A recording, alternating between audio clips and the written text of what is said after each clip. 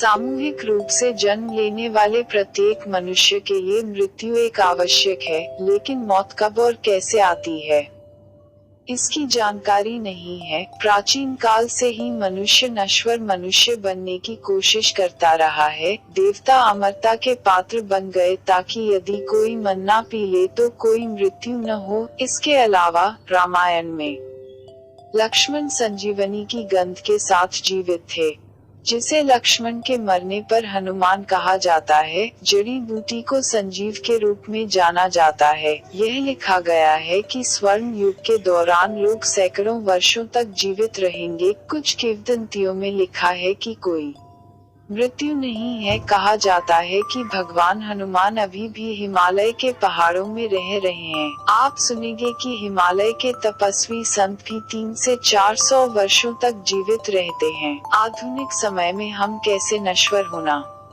चाहते हैं, इसका मतलब हाँ है। वैज्ञानिक कुछ तकनीकें हैं। वैज्ञानिकों का कहना है कि हम प्रौद्योगिकी के कारण अधिक समय तक जीवित रह सकते हैं, और आइए उस तकनीक के बारे में जानें।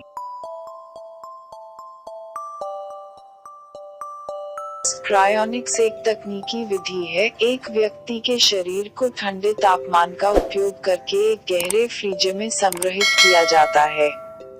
लेकिन ये डीप फ्रीजर विशेष उपकरणों के साथ बनाए जाते हैं जो व्यक्ति के पल्स दर को गिरने से नियंत्रित करने में मदद करते हैं। प्रोटीन को चिंदी, ये जानवर महीनों और सालों तक एक बार में सो सकते हैं। अगले कुछ वर्षों में हमारे वैज्ञानिक कहेंगे कि यह संभव है कि हमारा चिकित्सा विज्ञान अच्छी तरह से विकसित हो। यदि यह संभव है तो हम सैकड़ों नहीं, हजारों वर्ष रह सकते हैं।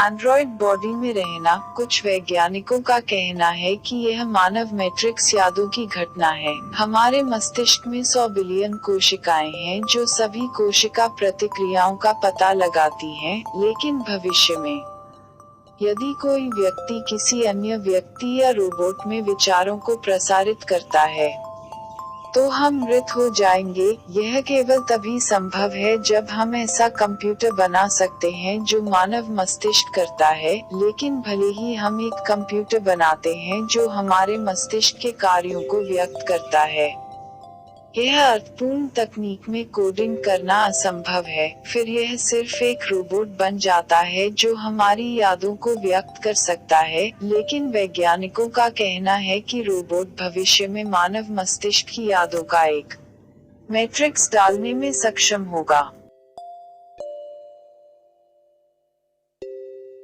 नैनोबोट्स उभरती तकनीकों द्वारा बनाई गई सबसे छोटी मशीनें हैं। इन्हें जैविक मशीन कहा जाता है। 3 सेलुलर मशीनें जो मानव के शरीर में नैनोबोट भेजने के लिए पर्याप्त नहीं है। ये नावें शरीर में जाती हैं और चट्टानों को ठीक करती हैं। कुछ वैज्ञानिकों का कहना है कि यदि हम मानव शरीर में एक छोटे नैनो मिशन को इंजेक्ट करते हैं तो वे फार्मेसी सेल लैब के रूप में कार्य करते हैं।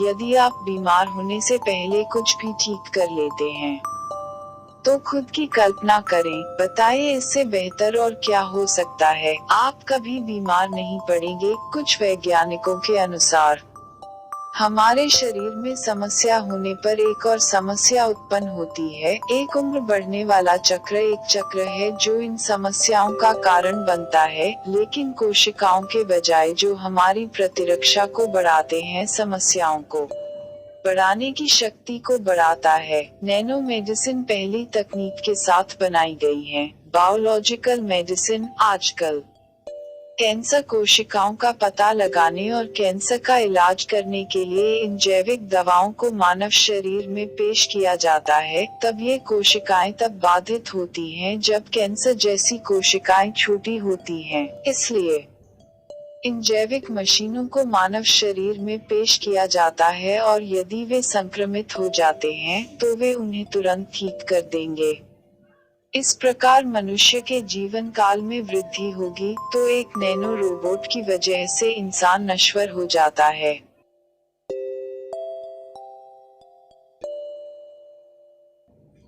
क्लोनिंग ऑर्गन्स को कई लोगों द्वारा मानव शरीर के अंगों को पुनर्जीवित करने के रूप में देखा जाता है। इस क्लोनिंग अंग प्रणाली के कारण मानव शरीर के किसी भी अंग को पुनर्जीवित किया जाता है और अंग को पुनः उत्पन्न किया जाता है। यह अद्भुत नहीं है। वैज्ञानिकों ने इस संबंध में कई खोज की हैं। अगर हम इसमें 100% सफल होते हैं तो इस दुनिया में कोई और विकलांग नहीं होगा। यदि ऐसे अंग अपने आप बनते हैं, मनुष्य के जीवन स्तर में वृद्धि होती है, मानसिक के नश्वर होने की संभावनाएं हैं।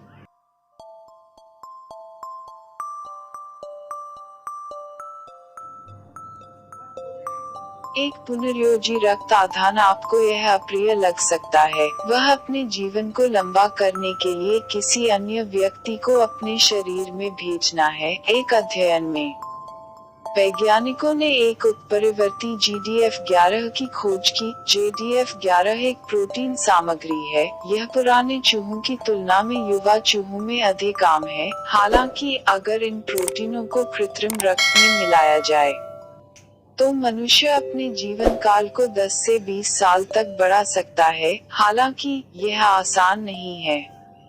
वैज्ञानिकों का कहना है कि इस पद्धति का अध्ययन कई वर्षों तक करने से पहले इसे वास्तविक जीवन में अभ्यास में लाया जा सकता है।